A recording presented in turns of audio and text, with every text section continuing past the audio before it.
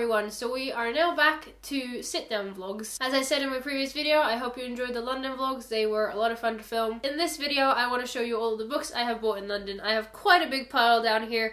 Most of them are from Forbidden Planet. We also went to quite a few Waterstones, and I do have a couple of books from there as well, but mostly these are from Forbidden Planet because I can't say no to signed books. They are my weakness, and I just have to buy them when I see them. The first book I have to show you is Nevernight by J. Christoph. I was actually looking to buy this in a hardcover, but it was one of the last books that I bought on the trip, and I realized that I kind of didn't have room for another hardcover in my suitcase, so I picked this up in paperback instead. This is one I actually don't know that much about, but I have heard quite a few booktubers talk about it in the past, and that is the only thing I can remember about it really, is that I've heard people talk about it and enjoy it. And when I read the back in the bookstore, it sounded intriguing and I wanted to buy another book, so this is what I went for. From what I can tell, it seems kind of like an assassin training story of some kind, probably with some fantasy elements as well. I'm not quite sure, but I'm looking forward to finding out. The next book I have is The Christmasaurus by Tom Fletcher. This is the special musical edition, which means that it does have the soundtrack inside on a little CD. If you've been following along to my London vlogs, you know that I actually saw The Christmasaurus on one of our first days in London, and it was absolutely amazing. It blew me away. Since we already had like another musical and another play booked to see in London, I wasn't expecting much from The Christmasaurus in comparison to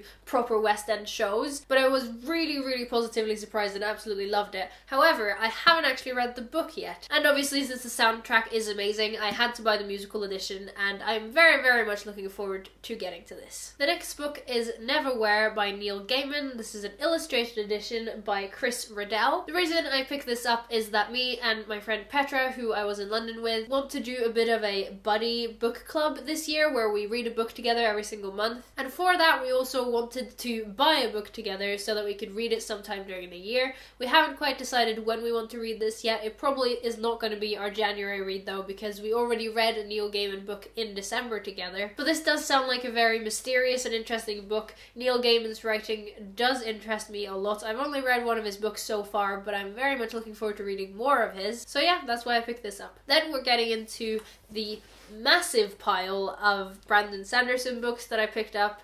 Obviously, you should know by now that I absolutely love Brandon Sanderson. I'm definitely a bit too obsessed with him at the moment. So going to London, I just ended up buying way too many of his books, and the main reason for that is Forbidden Planet. They started off my buying streak in London by showing me these. These are the entirety of the Steelheart series, and they are all signed. Now, I've already read Steelheart, and I actually have it right there.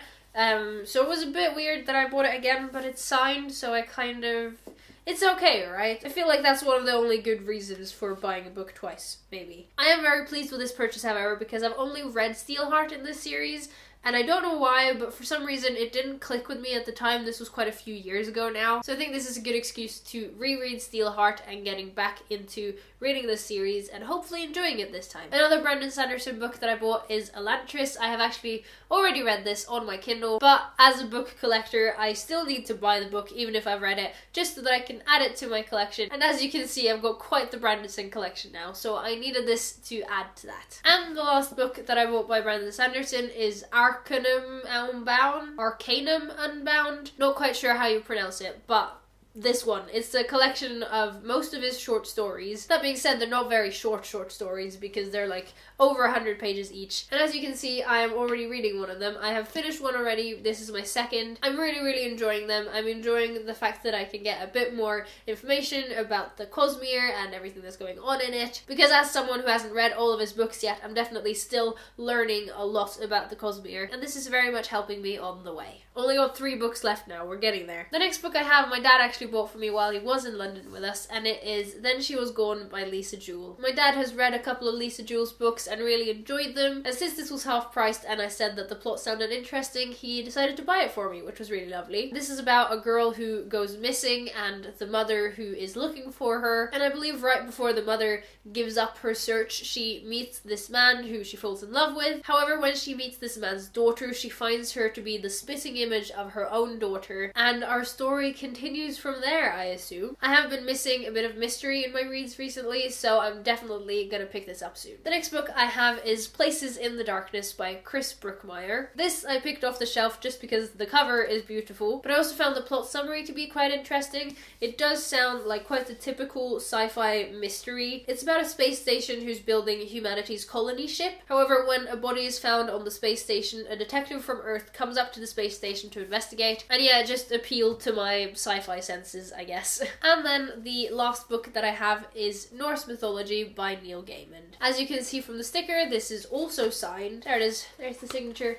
Right there. I don't know if you can see it in this lighting though. This is a book I've been meaning to pick up for a while. It's one of those books that I've picked up every time I've been in a bookstore and like walked halfway to the register to pay for it and then put it back again. I also tried listening to it on audiobook, however I found it so annoying that the narrator wasn't pronouncing the names properly, which is totally understandable, but it annoyed me. And so when I found this signed, I thought that must be some kind of calling from the gods telling me to finally pick this book up. And yeah, those were all the books I picked up in London. There were quite a few of them. Let me know what books I should be reading sooner rather than later, and I will see you guys tomorrow.